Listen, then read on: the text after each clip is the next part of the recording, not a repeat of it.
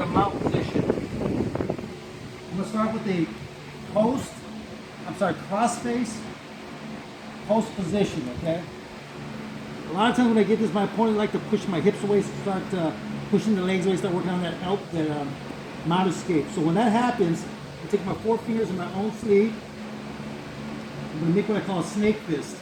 Just curl my fingers, and I want to place this part of my wrist on the side of his neck. So I go in. Once it's there in place, I need to finalize it. So the way I finalize this stroke, a lot of people show you stretch your arms out, stretch your back, and stretch out. I think it's too much strain on the back. I can't do that. So I take this leg, I straighten it out, and I drop my hip to the ground.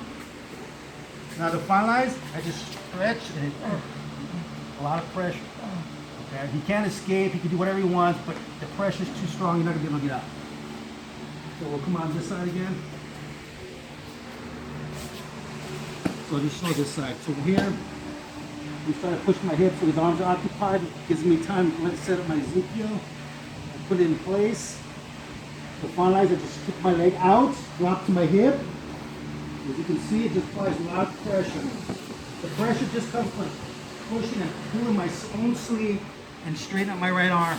My left arm's not moving, it's pushing against his body, and the power comes just pulling my own sleeve. That applies a lot of pressure, just like that. Okay? So real quick, one more time. Boom, you try to push my hip, 4 fingers in, boom, boom, drop, finalize.